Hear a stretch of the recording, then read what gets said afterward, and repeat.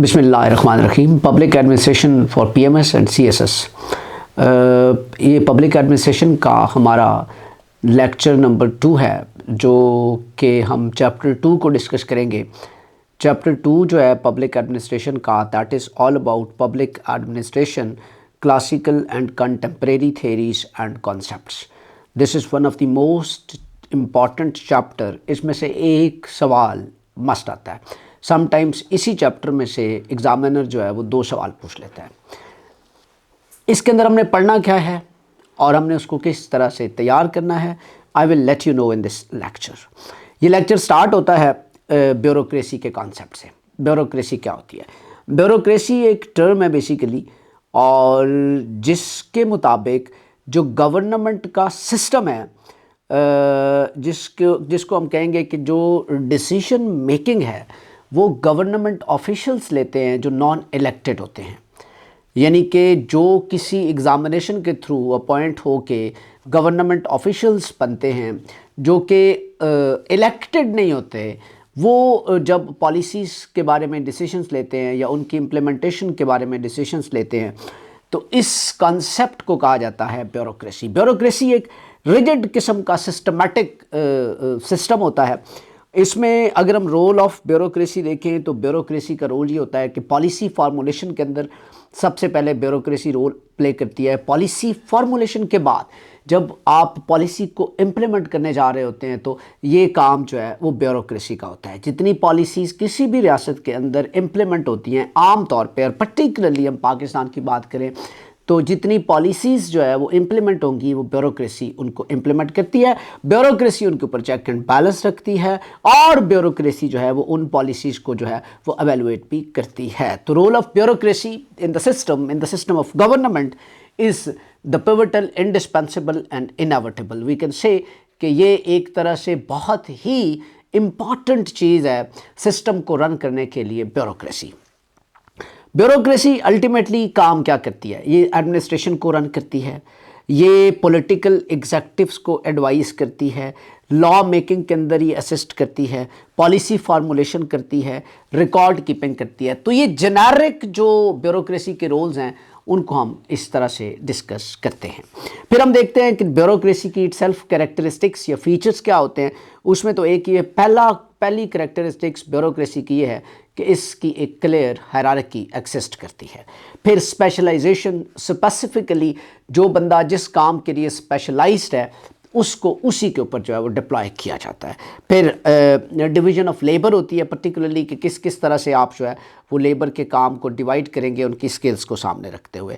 Set of formal rules, ठीक है, कोई भी काम करने के लिए फॉर्मल रूल्स बनाए जाते हैं जो कि रियासत बनाती है, वो भी जो है वो ब्यूरोक्रेसी की कैरेक्टरिस्टिक्स के अंदर आता है। अगर हम ब्यूरोक्रेसी के फंक्शंस की बात करें कि ब्यूरोक्रेसी काम कौन कौन से करती है, फंक्शंस क्या क्या हैं, तो implementation of government policies and loss, यानी एग्जेक्टिव्स क्या काम करते हैं, ब्यूरोक्रेट्स क्या काम करते हैं कि जो गवर्नमेंट की पॉलिसीज़ और लॉस होते हैं उनको इम्प्लीमेंट करते हैं। पब्लिक पॉलिसी फार्मूलेशन के अंदर अपना रोल प्ले करते हैं, एडमिनिस्ट्रेशन को रन करते हैं, ठीक है, एडवाइजरी फंक्शंस देते हैं, और टैक्स वगैरह की कलेक्शन और डिसबर्समेंट ऑफ फाइनेंशियल बेनिफिट्स वगैरह, और उसके बाद पब्लिक रिलेशंस के अंदर क्या रोल होता है। तो ये सारे के सारे मेजर फंक्शंस होते हैं ब्यूरोक्रेसी के। उसके बाद अगर हम इसके फर्दर आगे जाएं तो हम ये देखते हैं कि ब्यूरोक्रेसी के ऊपर एक बहुत मशहूर बड़ी फेमस थेरी है जो कि मैक्स वेबर की दी हुई थेरी है। मैक्स वेबर एक जर्मन फ़िलासफ़र थे, सोशोलॉजिस्ट थे। उन्होंने ब्यूरोक्रेसी के ऊपर जो है वो थेरी दी थी 19th सेंचुरी के अंदर। और मैक्स वेबर जो थे उन्होंने, चूँकि ब्यूरोक्रेसी की उनकी थेरी को अगर हम देखें तो वो कहते थे कि bureaucracy was the most efficient way to set up an organization, administration and organization. Max Weber believed that bureaucracy was better than traditional structure, and in bureaucratic organization everyone is treated equal and the division of labor is clearly described for each employee. और उसके बाद max weber के 6 principles हैं जिसके ऊपर के max weber की theory of bureaucracy पेश करती है। उसमें पहला प्रिंसिपल टास्क स्पेशलाइजेशन का है। टास्क स्पेशलाइजेशन का मतलब ये चीज़ होता है कि जो बंदा जिस काम के अंदर एक्सपर्ट हो उसके ज़िम्मे वही काम लगाया जाए। नंबर 2, हायरार्किकल अथॉरिटी, बाकायदा रिजिड किस्म का एक स्ट्रक्चर एग्जिस्ट करता है, हायरार्किकल अथॉरिटी एग्जिस्ट करती है जो कि टॉप मैनेजमेंट से लेकर लोअर मैनेजमेंट तक की होनी चाहिए। फिर वो कहता है फॉर्मल सिलेक्शन, जो लोगों की सिलेक्शन का क्राइटेरिया है that should be quite formal. फिर वो कहता है कि rules and requirements should be in the written form and should be rigid as well. And impersonal means के उसके अंदर कोई नेपोटिज्म, कोई फेवरेटिज्म और इस तरह की कोई चीज़ें नहीं होंगी। और जो लास्ट प्रिंसिपल है वो है करियर ओरिएंटेशन। डेफिनेटली ब्यूरोक्रेसी जो होती है वो करियर ओरिएंटेशन बेस्ड होती है। मैक्स वेबर ने ये 6 डिफरेंट जो है वो प्रिंसिपल्स दिए थे अपनी थ्योरी के अंदर। इनको आपने याद रखना है क्योंकि this is one of the most important question again theory of bureaucracy by the max weber. And इसके मुताबिक जो 6 प्रिंसिपल्स हैं वो कौन कौन से हैं? Task specialization, hierarchical of authority, formal selection, rules and requirements, impersonal and career orientation. आगे हम चलें थोड़ा सा तो इसके आप डिस्कस करेंगे एडवांटेजेस क्या होते हैं ब्यूरोक्रेसी के, डिसएडवांटेजेस क्या होते हैं ब्यूरोक्रेसी के, ब्यूरोक्रेसी कंट्रोल कैसे होती है, ब्यूरोक्रेसी जो है वो क्रिटिसाइज कैसे की जाती है। ये सारी चीज़ें जो है वो आपने पढ़नी है। लेकिन the most important thing is again theory of bureaucracy by the max weber. Theory of bureaucracy के बाद इसी चैप्टर के अंदर जो एक इंपॉर्टेंट चीज़ आपको पढ़ाई जाती है वो है साइंटिफिक मैनेजमेंट। साइंटिफिक मैनेजमेंट को टेलरिज्म भी कहा जाता है। फ्रेडरिक टेलर ने 1911 के अंदर जो है वो एक मोनोग्राफ पब्लिश किया जिसका नाम था the principles of scientific management. इसको टेलरिज्म भी कहा जाता है। साइंटिफिक मैनेजमेंट क्या होती है? It is a management theory first advocated by Taylor. Scientific management theory is a method. Scientific management theory is a method of improving efficiency in workplace. As its name implies, this management theory uses scientific method to assess work processes. This is quite relevant for the efficiency and the effectiveness of the system. Whatever the system is, आप किसी भी private organisation की बात करें, public organisation की बात करें, तो अगर वहाँ पे साइंटिफिक मैनेजमेंट को फॉलो किया जाता है जिसके थ्रू कि आपने सिस्टम की एफिशिएंसी को इम्प्रूव करना है, तो ऑब्वियस सी बात है कि वो सिस्टम की एफिशिएंसी को इम्प्रूव करने में बहुत अहम किरदार अदा करती है। साइंटिफिक मैनेजमेंट की थ्योरी जिसने दी थी फ्रेडरिक टेलर, ये एक इंजीनियर थे, मैकेनिकल इंजीनियर थे और 20th सेंचुरी के अंदर इन्होंने ये थ्योरी दी थी और अपने पर्सनल ऑब्जर्वेशन और एक्सपीरियंस को सामने रखते हुए इन्होंने साइंटिफिक मैनेजमेंट की थ्योरी जो है वो फर्स्ट टाइम दी थी। साइंटिफिक मैनेजमेंट थ्योरी के यानी कि टेलरिज्म के कुछ प्रिंसिपल्स हैं जो आपने याद रखने हैं। पहला principle, choose methods based on science. Science क्या करती है? साइंस आपको स्टेप बाय स्टेप और प्रोसीजरल टेक्निक्स बताती है। तो choose methods based on science, जो भी आप मेथड चूज करेंगे that must be based on science. Assign workers to task based on their natural skill set.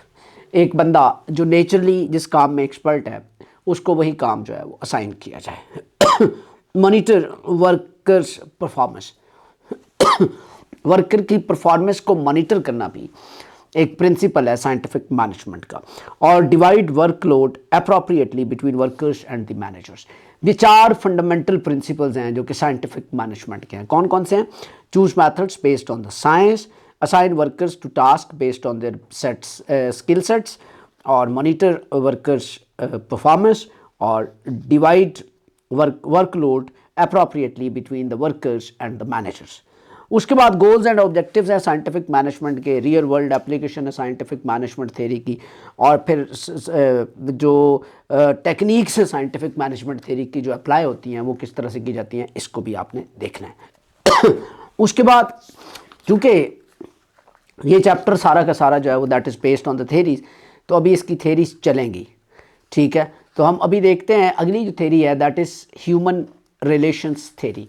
Human relations theory जो है वो दरअसल एक ऐसी थ्योरी है जिसकी अगर हम बात करें कि एक school of organization thought which focuses on workers satisfaction in formal workplace organization and a means of influencing employee productivity. Human relations theory is all about how to increase the productivity of the employees.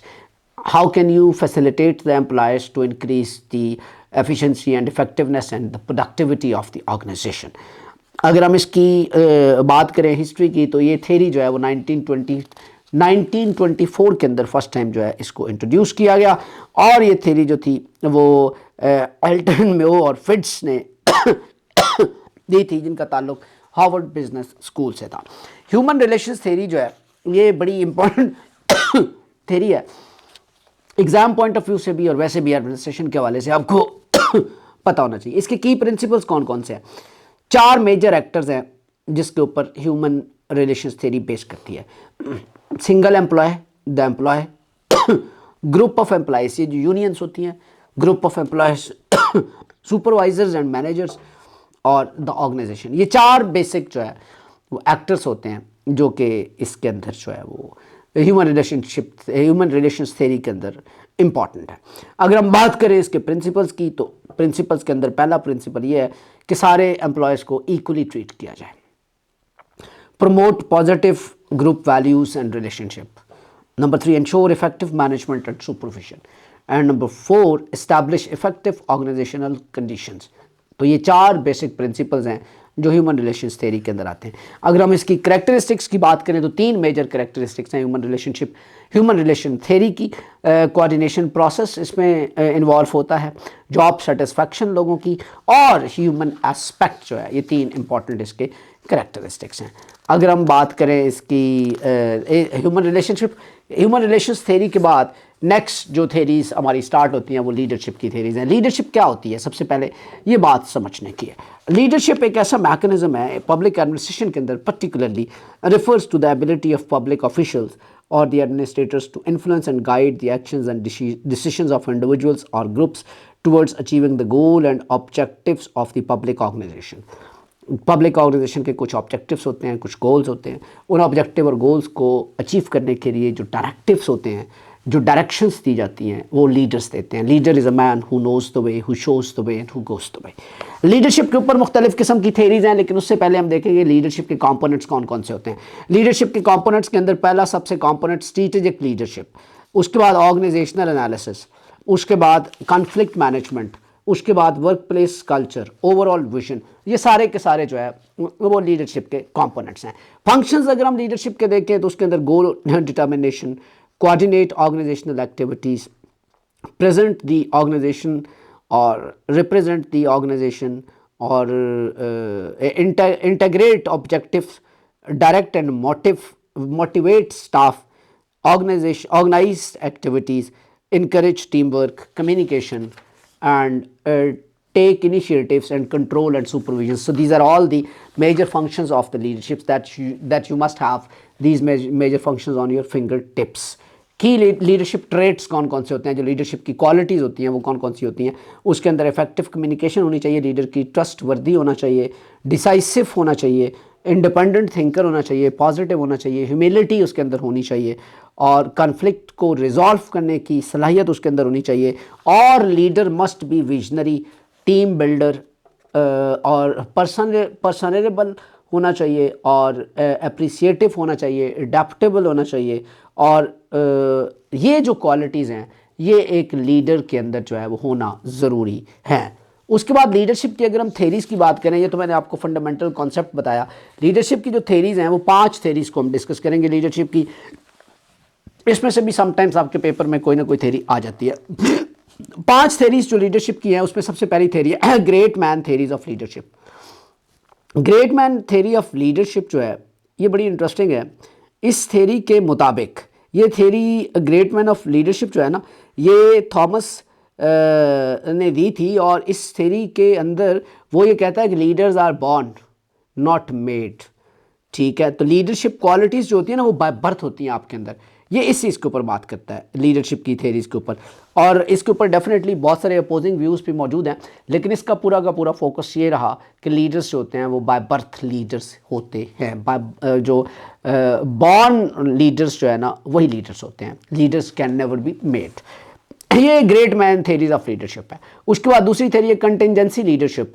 Contingency leadership क्या होती है कि according to the situation, जो बंदा decision लेने की अहलियत रखता है, ही इज़ कंटिजेंट लीडर। तो कंटिजेंसी का मतलब भी सिचुएशन ही होता है।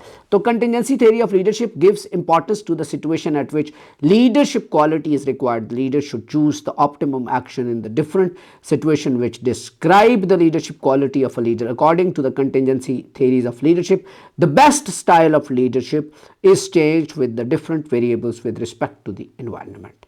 चेंज भी होता रहता है, फ्लैक्सिबल होता है। उसके बाद अगर हम इसकी बात करें तीसरी थेरी की, तो ट्रांसफॉर्मेशनल लीडरशिप। पहली हमने ग्रेट मैन थेरीज की बात की, दूसरी हमने जो है वो बात की कंटिजेंसी लीडरशिप, तीसरी जो लीडरशिप की थेरी है that is transformational leadership. Transformational leadership is relatively new approach to the leadership that focuses on the how leaders can create values and positive change in their followers। यानी जो positive change खुद वो लेके आते हैं, ये values रखते हैं, वो उसको अपने फॉलोअर्स के अंदर ट्रांसफॉर्म कैसे करते हैं। जेम्स मैक ग्रेगर ने ये थेरी दी थी और इस थेरी के मुताबिक सेक्शनल जो ट्रांसफॉर्मेशनल लीडरशिप है, ट्रांसफॉर्मेशनल लीडर्स फोकस करते हैं transforming others to support each other and that organization as a whole। और followers of transformational leaders respond by feeling trust, admiration, loyalty, respect for the leader and are more willing to work harder than originally expected।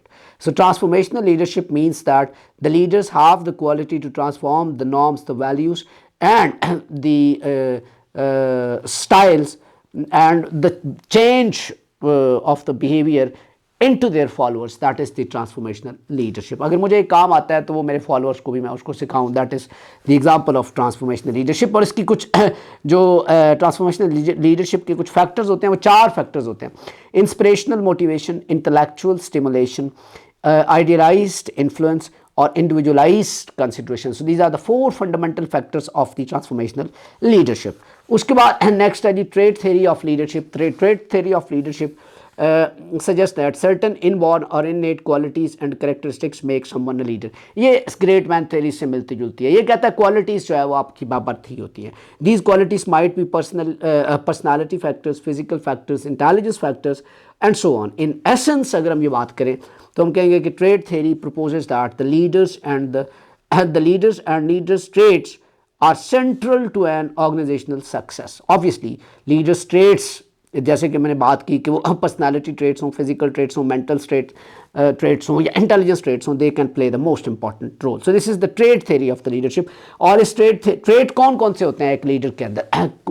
Adaptability and flexibility, assertiveness, capacity to motivate people, courage and resolution, creativity, decisiveness, eagerness to accept responsibility, or emotional stability, intelligence and action oriented judgment, need for achievement, people skills, उसके बाद self confidence, task competence और trustworthiness। These are all the traits of the leadership according to the trait theory of the leadership। And the last theory of the leadership is behavior theory of leadership। The behavior is very important, behavior of the leader, how leader behave। The behavior theories of leadership are somewhere between the great man theory of leadership and the contingency theory। This is in between the great man and the contingency theory। This theory tells that the leader is defined by his behavior while performing a task or leading the members. यानी leader defined ही अपने behaviour से होता है जब वो कोई task perform कर रहा होता है और अपने फॉलोअर्स को किस तरह से लेके चलता है। According to the behaviour theory, a person keeps learning new qualities of leadership from the action and present them in his behavior in order to be a great leader। Behavioral leadership theory argues that the success of a leader is based on their behavior। obviously बात है, success of a leader is based on his behavior rather than their natural attributes। Behavioral leadership theory involves observing and evaluating a leader's action and behaviors when they are responding to a specific situation। This theory believes that leaders are made not born। So यहाँ पे ये बिल्कुल उसके opposite आ गई, leaders are made not born because their behavior make them a leader। So there are 3 types of the behavioral leadership: people oriented leadership, task oriented leadership and sound leadership। So these are the 3 behavioral leadership types of behaviour leadership. उसके बाद motivation की बात आती है। Motivation के ऊपर जो आप थेरीज पढ़ेंगे, मोटिवेशन के अंदर आप मैस्लोस की हायरार्की ऑफ नीड पढ़ते हैं, जिसमें physiological needs, safety needs, love and belongingness, esteem और सेल्फ एक्चुअलाइजेशन, 5 नीड्स के ऊपर आपकी पूरी थेरी बेस करती है।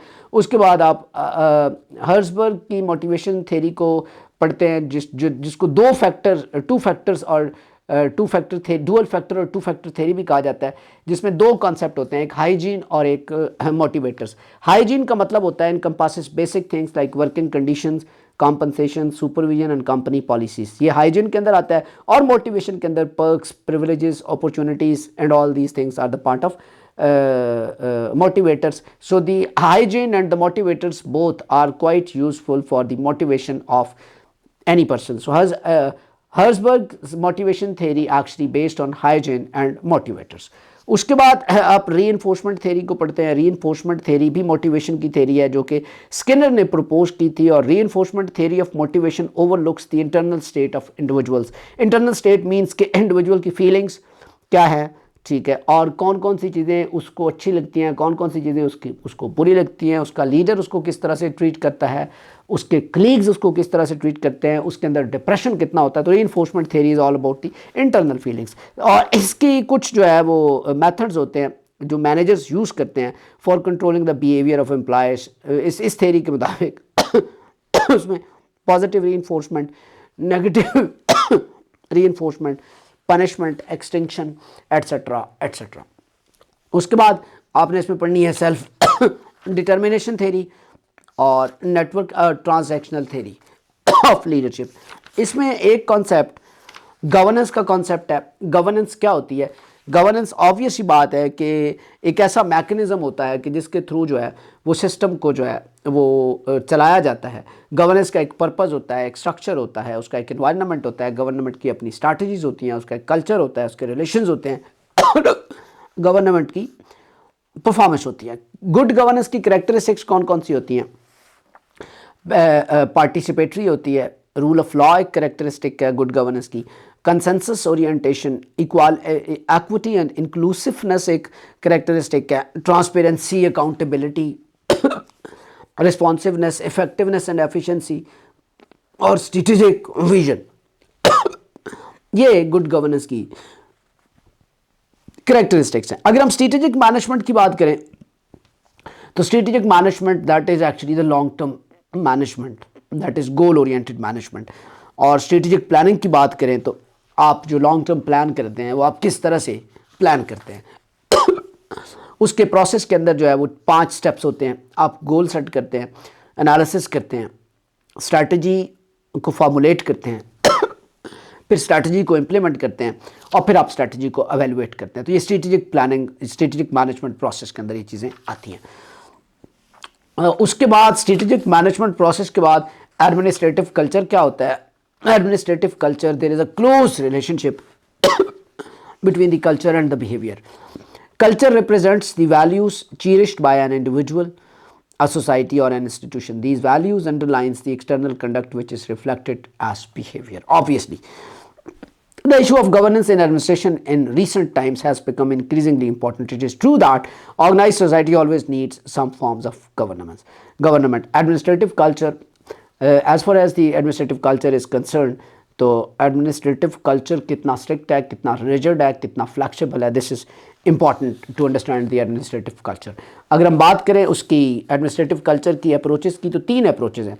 एक डियोंटोलॉजिकल अप्रोच है। डियोंटोलॉजिकल अप्रोच जो है, डियोंटोलॉजिकल स्टडी जो है, ये it's the study of duty and the ethical moral obligations of human being, ये इसकी एक अप्रोच है।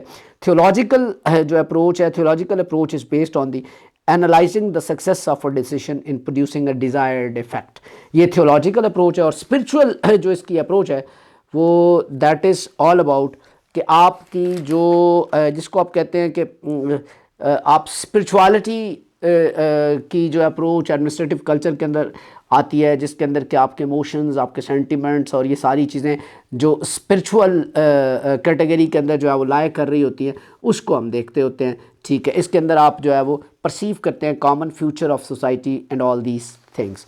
So this is administrative culture, और एडमिनिस्ट्रेटिव कल्चर की हमने 3 जो है वो अप्रोचेस जो है वो देखी हैं। तो आज का लेक्चर हम यहीं पे ख़त्म करते हैं। ये चैप्टर नंबर 2 जो है वो हमारा तकरीबन ख़त्म हो चुका है, जिसका जो रिमेनिंग पार्ट है प्रोविंशियल फेडरल गवर्नमेंट, वो अगले चैप्टर लेक्चर्स के अंदर हमारा कहीं पे आएगा, तो उसको हम उसमें डिटेल में डिस्कस करेंगे। Thank you so very much. खुदा हाफिज़।